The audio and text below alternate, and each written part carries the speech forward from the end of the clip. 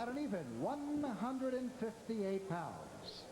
This gentleman has 30 wins, 13 losses, 2 draws, with 14 knockouts. All the way from Memphis, Tennessee. Ladies and gentlemen, let's welcome aboard Hard Knocks Brown. Brown. And his opponent in the blue corner, wearing the white trunks with the black trim. He weighed in at an even 163 pounds.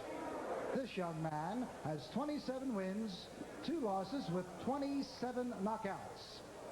The 1980 Olympic silver medalist. He is ranked #1 by the World Boxing Council and is a native of Kampala, Uganda in East Africa, and now residing in Tampa, Florida. Ladies and gentlemen, here is John the Beast Mugabi. And as we enter the main event, the fight plan of the fighters. Gentlemen, the rules were given to you earlier. Randy, I want to go clean fight and protect yourself at all this times. fight is to make this a war of attrition, to say in boxing terms. I'm going to start at round 1, and I'm going to work real hard on his body, go up to the head, and just try to work hard every round. That's the best way. In a lot of my fights, I've fallen behind early because I've laid back too much. I'll knock him out. I will knock him out. I will knock him out.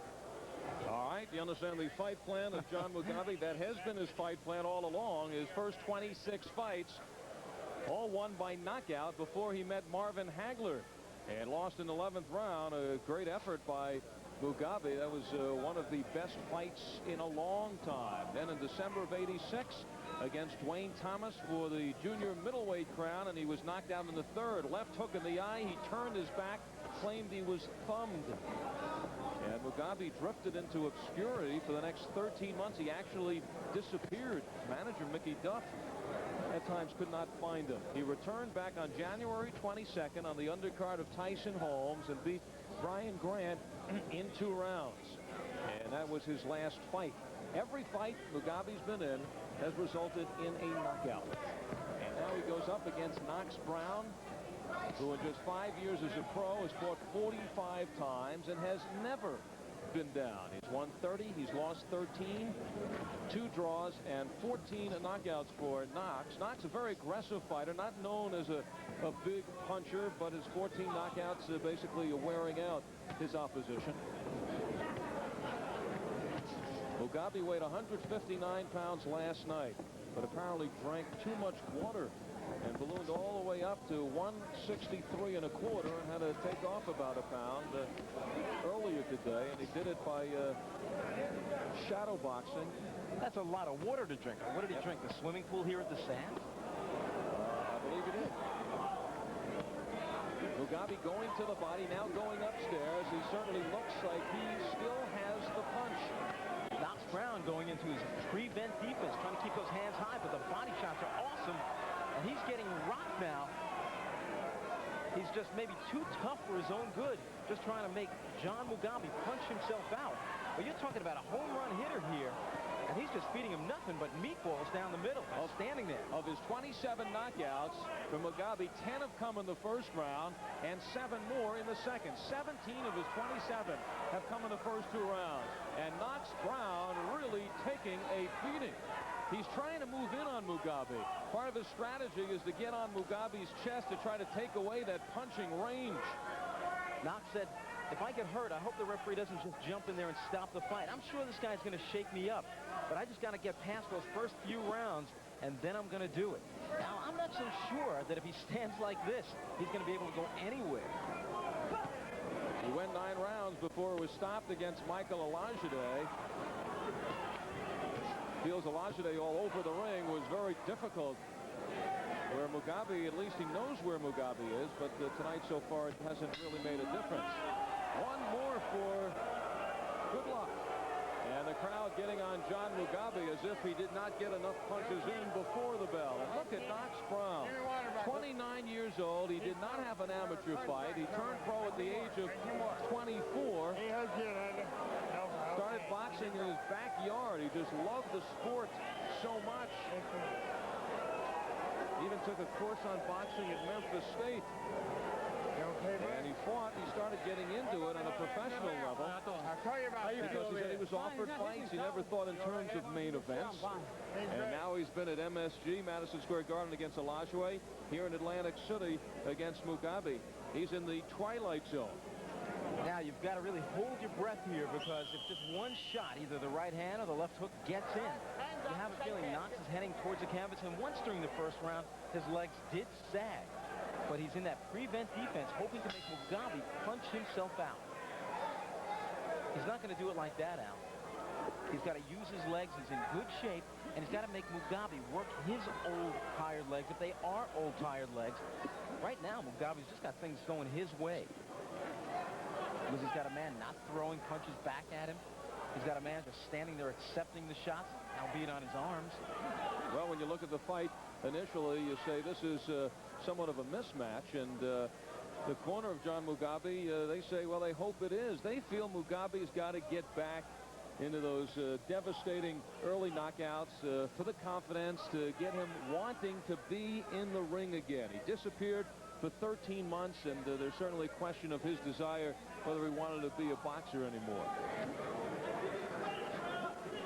Knox Brown coming out of the shell a little bit, lowering the hands, trying to make John Mugabe throw those shots, looking for a counter shot, but he can't find it. So he goes back into that prevent defense once again. And you notice none of the shots Mugabe is throwing are getting through. You know, Knox is known as a brawler, Randy. Isn't it unusual? Here he's a brawler. He's had 45 fights and never been down. That is an incredible statistic. Against Michael Olajide, who was at the top of his game when they fought in Madison Square Garden in August of 1986. Olajide, 6'1", mover, quick on his feet, quick hands, picked him apart and made Knox Brown open up a little bit too much. But Knox said, I'm happy I'm in there with Mugabe because I know where he's going to be, right at me. Not as much pressure here in the second round by Mugabe. Mugabe's going to try to pick his shots also. He's not going to just go firing wild shots. Two Ugandan champions, Ayub Kalule and Cornelius Boza Edwards, both managed by Mickey Duff, now in the corner of Mugabe. Knox Brown tries to trade. Mugabe getting in now at will. Mugabe trying to become the third Ugandan champ. He has had 2 attempts, losing to Marvin Hagler for the middleweight title, and then losing to Dwayne Thomas for the junior middleweight crown.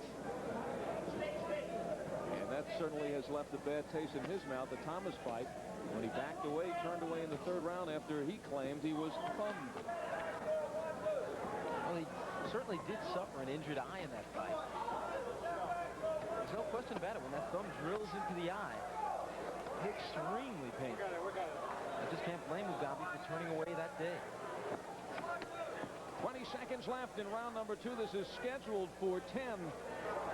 And Knox Brown withstanding incredible punishment through 2 rounds. For our local cable systems, we'll pause now for these messages. Thursday Night Fights live on USA.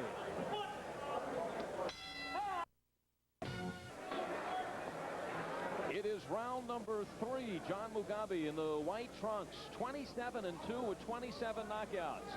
Knox Brown in the blue trunks, a record of 30-13-2 with 14 knockouts. Knox Brown, as busy as you can get. He's had 30 fights in the last 3 years.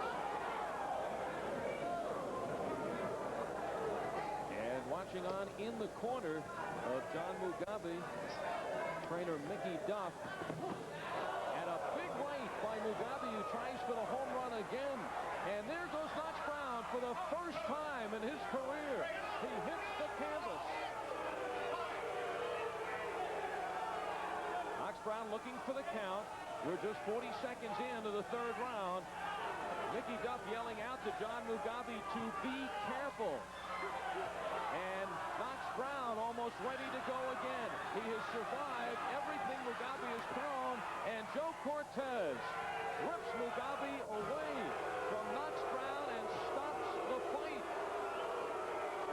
And the crowd is booing. Well, Knox Brown became the favorite of the crowd in a hurry. The underdog in this one by far. Al, he wasn't hurt. He didn't get beat up. as so many people thought he just may. A lot of people thought this was going to be just a disastrous fight. It wasn't. Knox Brown, though, had to do a little bit more. He just didn't do enough work. He stood in front of this explosive puncher, and when you're just standing there, you make Mugabe look awesome. Those first 2 rounds, Knox Brown took a few hard shots, but the man wasn't dazed by them. One time, he just got his bell rung once. He went back to the ropes here. Remember, he was down earlier this round, but he quickly got up. He knew where he was, and he said to the referee, Joe Cortez, "I'm all right." Now, he quickly protects himself. You see he's got his wits about him because Mugabe was about to slug him one more time. And then what happens? He backs to the ropes, and he's in that prevent defense once again. He was tottering. This is that knockdown. Now he covers up because he thinks Mugabe's going to hit him. That shows you that he's got his wits about him. And then he got up, drove to the ropes, stayed there, kept his hands high. Mugabe just unloaded on him. Didn't really hit him with any hard shots, and the referee jumped in. Well, you can see Mugabe did work up a sweat, and this is where it ended in the 3rd round. A courageous effort by Knox Brown to be able to withstand as much punishment as he had taken to that time, but Knox Brown becomes a sitting duck for Mugabe. How much has Mugabe learned after this effort? Not much, I don't think. All right, let's get the official time. Thumbs up for Mugabe. Let's go to Ed Duren. Ladies and gentlemen, referee Joe Cortez stops this bout at 1 minute and 4 seconds of the 3rd round, and the winner by a TKO, John the Beast Mugabe.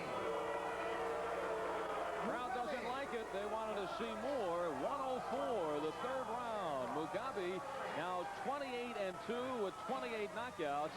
And Knox Brown falls to 30-14-2. Randy will be in the ring with the Beast when we return.